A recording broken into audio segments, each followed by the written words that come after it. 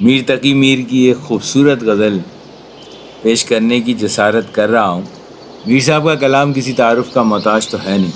یہ غزل ہستی اپنی حباب کی سی ہے، میر کے اس مخصوص انداز کی نمائندہ ہے جس میں وہ انسانی زندگی کی ناپائیداری اور عشق کے درد کے ساتھ محبوب کے حسن کو بھی بیان کریں، مگر اس کے ساتھ ساتھ اپنی شکستہ حالی کو بھی نہایت سادہ مگر دل کو چھو لینے والے الفاظ میں بیان کرتے ہیں اس غزل میں۔ اور اس کی خاص خوبی یہ ہے کہ میر نے تشبیہات اور استعاروں کو کمال طریقے سے استعمال کیا ہے۔ ابھی آپ دیکھیں گے مختلف اشعار میں آپ کو نظر آئے گا کہ محبوب کے لبوں کو گلاب کی پنکھڑی، آنکھوں کے نصف کھلا ہونے پر نشے کے خمار سے تشبیہ دینا اور زندگی کو بلبلے سے مشابہ قرار دینا وغیرہ ایسی خصوصیات ہیں بیسکلی جو میر کی اس غزل میں کمال درجے پر نظر آتی ہیں۔ چلیں آغاز کرتے ہیں۔ غزل کا پہلا شعر ہے، مطلع ہے ہستی اپنی حباب کی سی ہے، یہ نمائش سراب کی سی ہے۔ ہستی وجود کو کہتے ہیں، زندگی کو بھی ہستی کہتے ہیں، سیلف ہستی۔ حباب سے مراد یہاں پانی کا بلبلہ ہے، ایک ایسی چیز جو بہت جلد فنا ہونے والی ہے۔ اور نمائش تو آپ جانتے ہی ہوں گے، دکھاوے کو کہتے ہیں۔ اور سراب دھوکے کو کہتے ہیں۔ ویسے زیادہ تر سراب اس معنوں میں لیا جاتا ہے کہ آپ کو جیسے ریگستان میں آپ نے سنا ہوگا کہ دور سے آپ کو ریتیلی زمین اتنی چمک اس کی ہوتی ہے جس سے پانی کا دھوکا ہوتا ہے، تو دھوکے کی طرح ہی ہے۔ سراب کا مطلب دھوکہ ہی دھوکا، سراب کی مانند یعنی سراب کی طرح، سراب دھوکے کی طرح۔ تو مفہوم تو بیسکلی اس شعر کا یہ ہے کہ اپنی زندگی تو بھائی بلبلے کی طرح ہے، اور یہ جتنی چیزیں آس پاس نظر آ رہی ہیں، نمائش اور دکھاوا، یہ تو سب سراب کی مانند ہے، دھوکا ہے، ایک بلبلے کی طرح، یعنی ٹیمپریری چیزیں نظر آ رہی ہیں نہیں ایکچولی۔ زندگی کو اس شعر میں میر نے پانی کے بلبلے اور نمائش کو سراب سے تشبیہ دی ہے۔ اب اس کی اگر مختصر سی میں تشریح کرنے کی کوشش کروں، آپ جانتے ہیں کہ میر تقی میر کو خدائے سخن بھی کہا جاتا ہے۔ خلوص اور سادگی کی بدولت جو اب ان کی غزلوں میں نظر آتی ہیں نا، تو وہ دل پہ بہت اثر کرتی ہیں۔ تو میر کو غزل کا بادشاہ غلط نہیں کہا جاتا، میر ہیں غزل کے بادشاہ۔ آپ کی شاعری میں درد و غم اور زندگی کی حقیقتیں، بہت ساری چیزیں آپ کو نظر آئیں گی میر کی شاعری، میر کی اس غزل سے۔ تو بہرحال اس شعر میں بھی انہوں نے زندگی کا ایک فلسفہ بیان کیا ہے۔ یہاں وہ کہہ رہے ہیں کہ زندگی کیا ہے، یہ تو ایک بلبلہ سا ہے، اور جس طرح بلبلے کو دوام نہیں ہے، ہمیشگی نہیں ہے، اس طرح زندگی بھی عارضی۔ بلبلے کو جس طرح ذرا سی ٹھیس پہنچے یا معمولی سی ٹکر لگے تو کیا ہوتا ہے، بلبلہ ختم ہو جاتا ہے۔ تو زندگی وہ میر یہی بتا رہے ہیں کہ ہستی اپنی حباب کی سی ہے، بلبلے کی طرح میرا وجود ہے، اور یہ نمائش جتنی بھی چیزیں میرے اطراف میں ہیں سراب کی سی ہیں، دھوکے کی طرح ہیں۔ تو فرما یہ رہے ہیں کہ زندگی اس ریتیلی زمین کی چمک کی مانند ہے، جس پہ پانی کا دھوکا تو ہوتا ہے لیکن ایکچولی وہ پانی نہیں ہوتا۔ پیاسے راہگیر سمجھتے ہیں کہ سامنے پانی ہے، وہ چلتے چلتے تھک جاتے ہیں لیکن دور دور تک پانی کا نشان نظر نہیں آتا۔ تو اصل میں میر یہی فرما رہے ہیں کہ گویا انسانی وجود جو ہے وہ ایک دھوکا ہے، ایک دکھاوا ہے، حقیقت میں یہ کچھ بھی نہیں ہے۔ دنیا کی تمام رونقیں عارضی ہیں اور دھوکے کے سوا کچھ بھی نہیں ہے، اور ہر مخلوق نے موت کا ذائقہ چکھنا ہے۔ ہستی اپنی حباب کی سی ہے، یہ نمائش سراب کی سی ہے۔ اگلا شعر دیکھتے ہیں۔ نازکی اس کے لب کی کیا کہیے، نازکی اس کے لب کی کیا کہیے، پنکھڑی ایک گلاب کی سی ہے، پنکھڑی ایک گلاب کی سی ہے۔ نازکی نزاکت کو کہتے ہیں، ملائمت کو کہتے ہیں، بہت نازک کو نازکی، نازک سے نازکی نکلا ہے۔ گلاب آپ جانتے ہیں پھول کا نام ہے، اور لب ہونٹ کو کہتے ہیں، اور لپس کو۔ اور مفہوم تو اس شعر کا سیدھا سا ہے کہ جو محبوب ہے اس کے ہونٹوں کی ملائمت کی تعریف کی جا رہی ہے، اور ان کو تشبیہ دی جا رہی ہے گلاب کے پھول کی ایک پتی سے۔ جیسے گلاب کے پھول کی ایک پتی اگر آپ ہاتھ میں لیں اور اس کو ہلکا سا فیل کر کے دیکھیں تو آپ کو اندازہ ہوتا ہے کہ اس پہ کچھ ویلوٹ ٹائپ کا ٹچ آتا ہے. تو ویلوٹ ٹائپ کا جو ٹچ ہے وہ بیسیکلی ملائمت کی نشانی ہے پہلی. تو محبوب کے لب کی ملائمت کو گلاب کے پھول کی پتی سے تشبیہ دے رہے ہیں. میر کی شاعری میں آپ جانتے ہیں ترنم ہے اور سادگی ہے. میر کی شاعرانہ عظمت کا اعتراف بڑے بڑے شعراء نے بھی کیا. تو اس شعر میں میر فرماتے ہیں اپنے محبوب کے حسن و جمال اور خوبصورتی کی تعریف کرتے ہوئے فرماتے ہیں کہ میرا محبوب اتنا حسین و جمیل ہے کہ اس کے ہونٹ گلاب کے پھول کی پتی کی طرح نرم و نازک، ملائم، پتلے اور خوبصورت ہیں. تو ہونٹوں کی، محبوب کے ہونٹوں کی جتنی تعریف کی جائے کم ہے. یہ نرم و نازک بھی ہیں اور سرخی بھی لیے ہوئے ہیں. گلاب سے مراد سرخی بھی ہے نا یہاں پہ بیک اینڈ پہ، بیک گراؤنڈ پہ. تو نازکی اس کے لب کی کیا کہیے، پنکھڑی ایک گلاب کی سی ہے. گلاب کے پھول کی ریشمیت کو میر اپنے محبوب کے ہونٹ کے توسط سے متعارف کروا رہے ہیں. یعنی گلاب کی پتی کی طرح نرم و ملائم پنکھڑی سے تشبیہ دے کر میر اپنے محبوب کی بے مثال خوبصورتی اور ساتھ ہی ساتھ میں سمجھتا ہوں نزاکت کی بھی ایک مثال پیش کر رہے ہیں. تو بہرحال اگلا شعر دیکھتے ہیں. اس پہ عالم پر چشم دل کھول، اس پی عالم پر، یہاں کی اوقات خواب کی سی. یہاں کی اوقات خواب کی سی ہے. چشم آنکھ کو کہتے ہیں. خواب ڈریم، خیال، نیند کو بھی کہتے ہیں بعض دفعہ، سپنا. عالم دنیا کو کہتے ہیں، یونیورس. اوقات وقت کی جمع ہے، زمانے، حیثیت کو بھی اوقات کہتے ہیں. یہاں جو ہے وہ یہاں جسے اب ہم کہتے ہیں کیسی، آپ جانتے ہیں کہ جیسی، کیسی وہ چیز اس کی سی ہے تو اس کے جیسی ہے. خوبصورت شعر ہے. میر فرما رہے ہیں کہ فکر آخرت بھی کر لیا کرو بھائی، زندگی تو عارضی ہے. پہلے شعر میں بھی عارضی کی طرف اشارہ تھا، لیکن اس شعر میں زیادہ کہہ رہے ہیں کہ بھائی یہ جو خواب غفلت میں ہو نا، اس سے ذرا سا جاگ لو. تو شعر میں زندگی کو اصل میں انہوں نے خواب سے تشبیہ دی ہے اس شعر میں. اب چونکہ میر کی شاعری میں زندگی کے دکھ ہیں تو مذکورہ شعر میں وہ یہ کہتے ہیں کہ انسان کو مخاطب کر کے کہہ رہے ہیں کہ بھائی تم اس دنیا کی رنگینیوں میں کھو گئے ہو، فضول کاموں میں، کھیل تماشوں میں گم ہو کر خدا کو بھول بیٹھو. تو ایک ایکچولی نصیحت فرما رہے ہیں اور کہہ رہے ہیں کہ عقل مندی اور ذرا دانائی سے کام لو، غور کرو کہ یہاں کی زندگی عارضی ہے، اس کی کوئی حیثیت نہیں ہے. اس لیے فکر آخرت کرو، خدا کی عبادت کر کے اس کے محبوب بندے بن جاؤ. یہاں کی اوقات خواب کی سی ہے. اس شعر میں میر نے دنیاوی زندگی کو ایک خواب جیسی کیفیت کا نام دیا ہے اور ظاہر ہے کہ انسان کو خواب غفلت سے بیدار ہو کر فکر آخرت کرنے کا درس دیا ہے. چونکہ ظاہر ہے کہ وہی زندگی دائمی زندگی ہوگی تو یہ دنیا کی زندگی تو ایک خواب کی مانند ہے.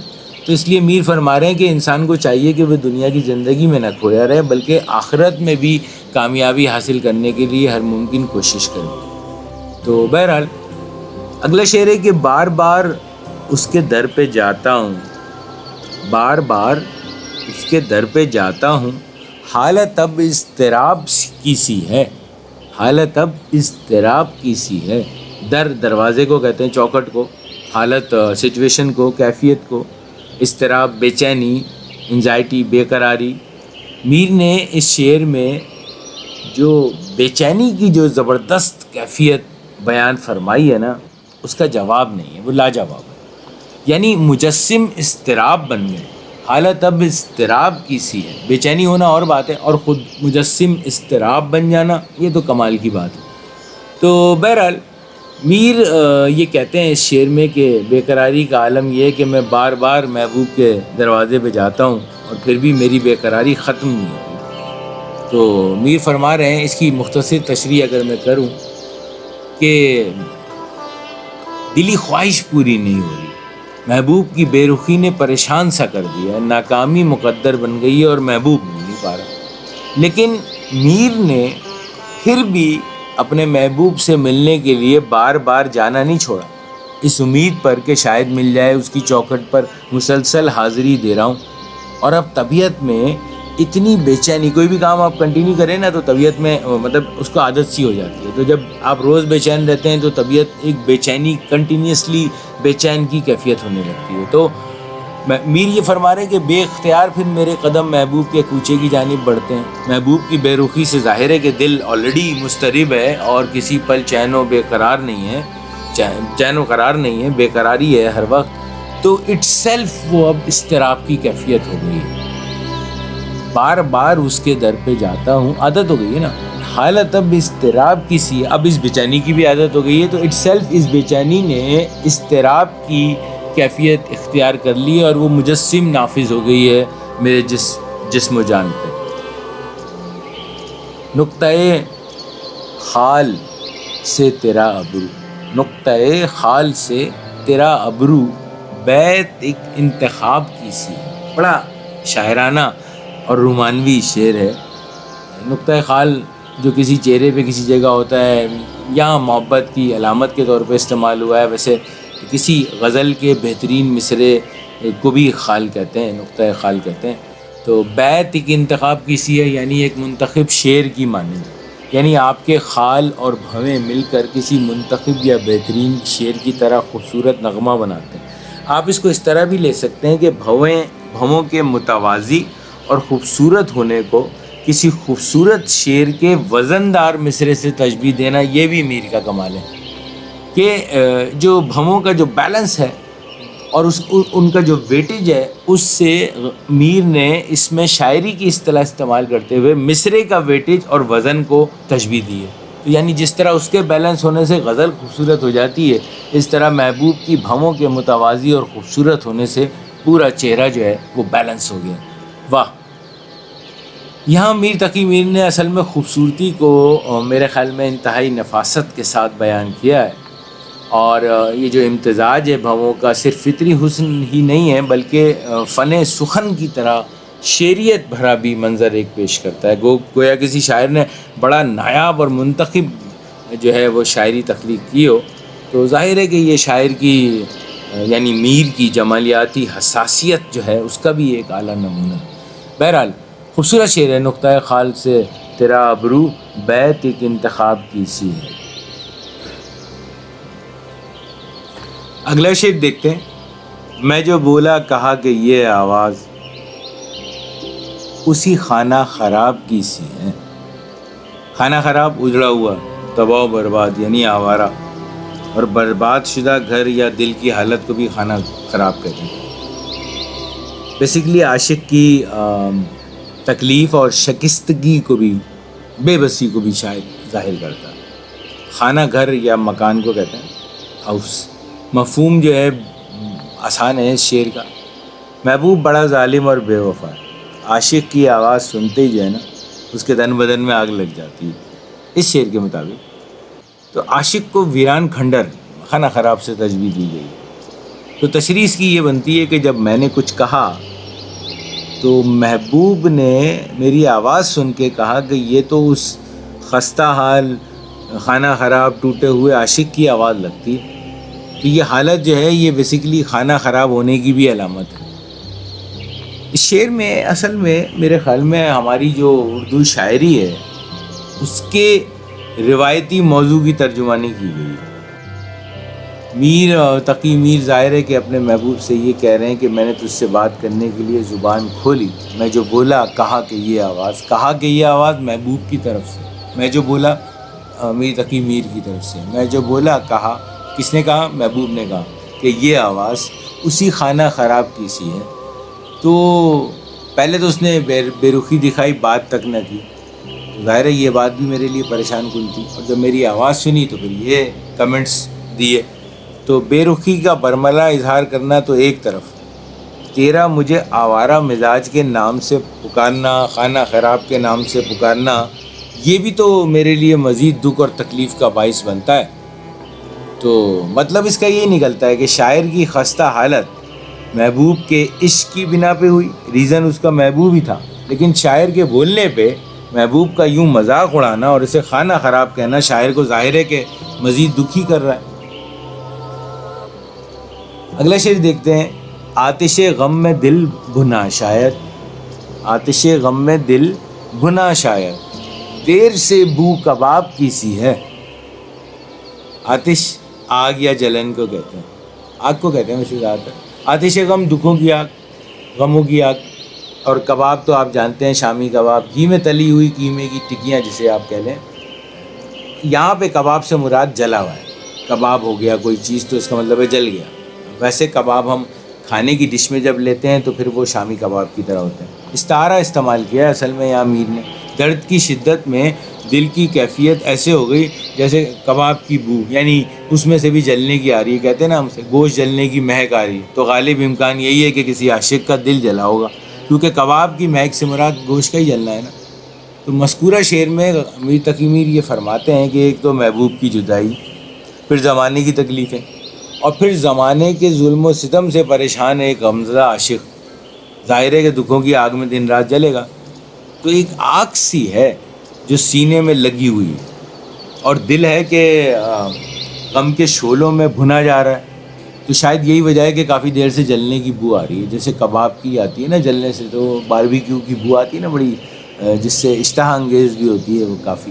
اینی ویز، گویا غموں اور دکھوں کی اس آگ کی تیز آنچ نے دل کو بھی اپنی لپیٹ میں لے کر جلانے میں کوئی کسر نہیں چھوڑی. اب دل جو ہے وہ کباب بن چکا ہے. چاروں طرف دل کے جب آگ جل رہی ہوگی تو کباب بنے گا نا. تو محاورتاً جو آگ ہے، مطلب استعارہ جو استعمال کیا ہے وہ بیسکلی غم اور دکھوں کی آگ ہے، اور یہاں دل جل کے کباب ہو گیا ہے بیچ میں. تو میر نے اصل میں اپنے محبوب کے ظلم کو بیان کرنے کے لیے میرے خیال میں یہاں ایک بڑا منفرد انداز اختیار کیا ہے کہ آتش غم میں دل بنا شاید دیر سے بو کباب کی سی ہے. دیکھیے ابر کی طرح اب کے میری چشم پر آپ کی سی ہے. ابر بادل کو کہتے ہیں، آب آنسو کو کہتے ہیں، مطلب پانی. تو تشبیہ سے تشبیہ دی گئی ہے یہاں پہ، چشم پر، آنکھ پر بھری ہوئی، اور آپ کی سی یعنی پانی جیسی، آنسوؤں جیسی، پانی جیسی کیفیت. تو میر کی آنکھوں سے آنسو ایسے بہہ رہے ہیں جیسے بادل سے بارش ہو رہی ہے. دیکھیے ابر کی طرح اب کے دس ٹائم جو ہے یہ ابر کی طرح، بارش کی طرح، یعنی اب کی دفعہ سچویشن کچھ اور ہے، پچھلی سچویشن سے کچھ الگ ہے.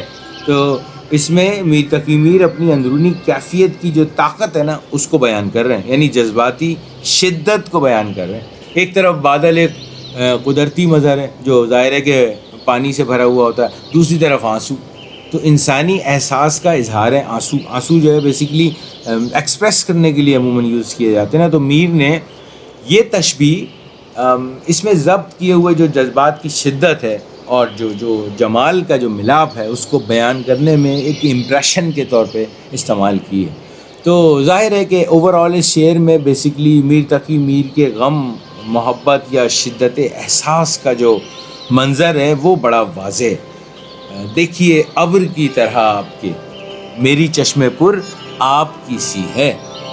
اور غزل کا مقطع ہے بہت خوبصورت، مشہور زمانہ مقطع ہے ویسے تو، کہ میر ان نیم باز آنکھوں میں ساری مستی شراب کی سی ہے.